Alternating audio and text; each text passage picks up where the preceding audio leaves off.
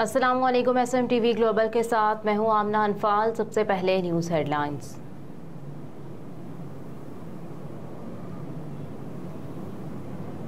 निगरान वफाकी काबीना के अरकान का आज हल्फ उठाने का इम्कान। ज़राए के मुताबिक अहम वजारतों के लिए नाम तजवीज़ कर दिए गए।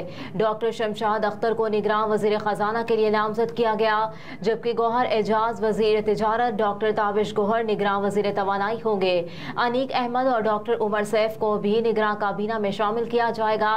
ज़राए का कहना है कि निगरान वफाकी काबीना आज शाम 5 बजे ऐवान सदर में हल्फ उठाएगी। डॉक्टर वकार और आहत चीमा के नाम भी निगरान काबीना का हिस्सा बनाने की तजवीज़ दी गई। ज़राए ने बताया कि सरफराज बुगटी, मोहम्मद अली, सुल्तान अलाना, जलील अब्बास जिलानी का नाम भी तजवीज़ किया गया है, जबकि निगरान वज़ीर आज़म की काबीना के लिए मज़ीद नामों पर भी मुशावरत जारी है।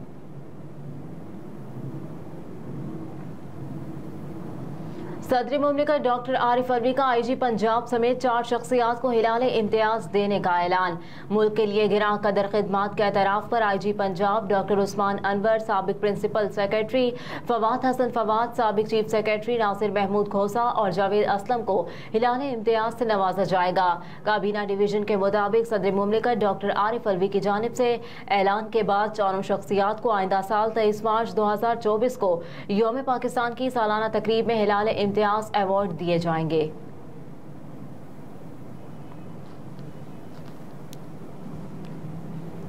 निगरान वज़ीर आला सिंध जस्टिस रिटायर्ड मकबूल बाकर आज अपने ओहदे का हलफ उठाएंगे।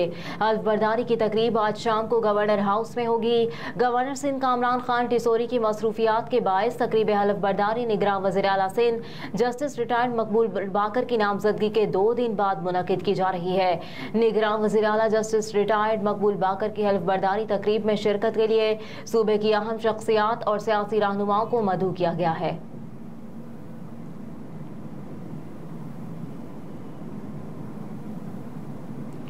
जड़ावाला वाक़या काबिल मुज़म्मत है, हमारा दीन इसकी इजाज़त नहीं देता। कराची में प्रेस कॉन्फ्रेंस करते हुए अमीर जमात इस्लामी कराची हाफिज नईमुर रहमान ने कहा कि पाकिस्तान में बहुत से मसाइल एक साथ चल रहे हैं। पाकिस्तान की पूरी अवाम इस निज़ाम को चलाने वालों के हाथों यरगमाल बन गए हैं। इस मुल्क के हुक्मरान अवाम के बारे में सोचते नहीं और फैसले करते हैं। हाफिज नईमुर रहमान ने कहा कि IMF की शराइत मुकम्मल करके मुल्क में महंगाई कर दी जाती है, जो गुलामी की निशानी है। IMF हुक्मरानों को अयाशियों की इजाजत नहीं देता, ये उनकी अपनी गलती है। मुल्क में टैक्स का निज़ाम है जिसके तहत आवाम को पाबंद किया जाता है। मईशत की बदहाली को सही करना आवाम के साथ साथ हुक्मरानों की भी जिम्मेदारी है। मजीद कहा कि हुक्मरानों को चाहिए कि अपने अखराजात कम करके आवाम के लिए आसानी पैदा की जाए। निगरान हुकूमत के आते ही आवाम पर पेट्रोल बम गिरा दिया गया।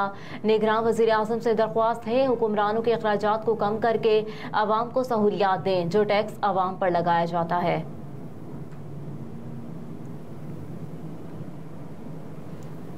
9 मई मुकदमात शाह महमूद कुरैशी और असद उमर समेत दीगर की अबूरी जमानतों में तोसी।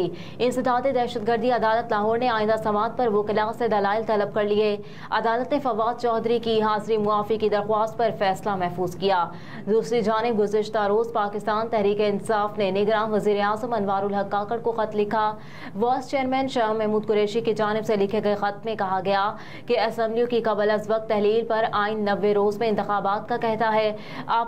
आपसे पुरजोर मुतालबा है कि इंतखाबात का बर वक्त इनेकाद यकीनी बनाएं।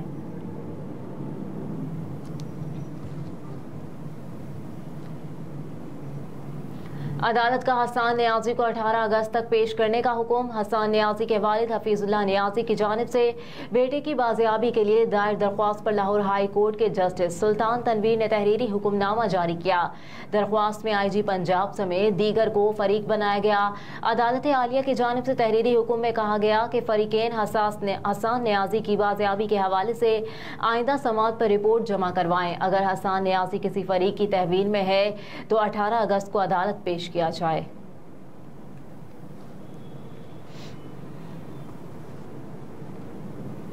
मुल्क भर के तमाम पासपोर्ट दफातर से ई-पासपोर्ट के इजरा का आगाज। Directorate general immigration and passports ने फीस शेड्यूल से मुतालिक मरासला भी जारी कर दिया। 5 साला ई पासपोर्ट के लिए 36 सफ़ात के नॉर्मल फीस 9,000 रुपये होगी। 36 सफ़ात अर्जेंट ई पासपोर्ट की फीस 15,000 रुपये मुकर्रर कर दी गई। 72 सफ़ात ई पासपोर्ट के लिए नॉर्मल फीस 16,500 और अर्जेंट के 27,000 मुकर्रर किए गए हैं।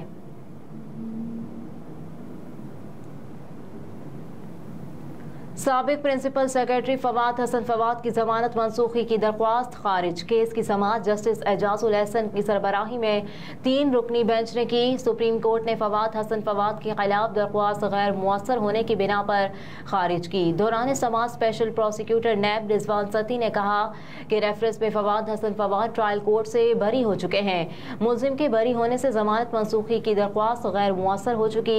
बाद अज़ां सुप्रीम कोर्ट ने साबिक वज़ीर आज़म के प्रिंसिपल सेक्रेटरी फवाद हसन फवाद की जमानत मनसूखी की दरख्वास्त गैर मुअस्सर करार देते हुए खारिज कर दी।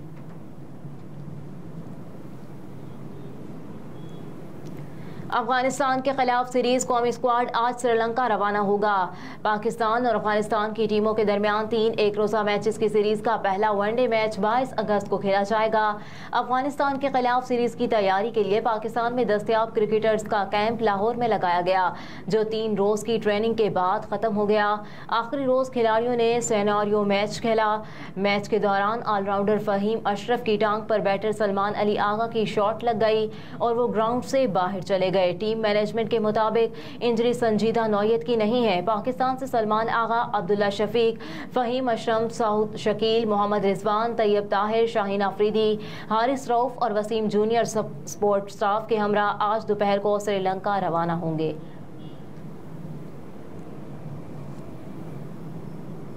एशिया कप श्रीलंका में होने वाले मैचों के टिकटों की फरोख्त आज से शुरू। पाकिस्तान क्रिकेट बोर्ड की जानिब से जारी एलामिया के मुताबिक एसीसी एशिया कप की श्रीलंका में होने वाले मैचों के पहले मरहले की टिकटों की फरोख्त आज शुरू होगी।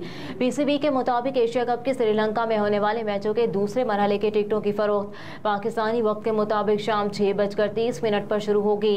इन मैचों में 2 सितंबर को होने वाला पाकिस्तान भारत का मैच भी शामिल है।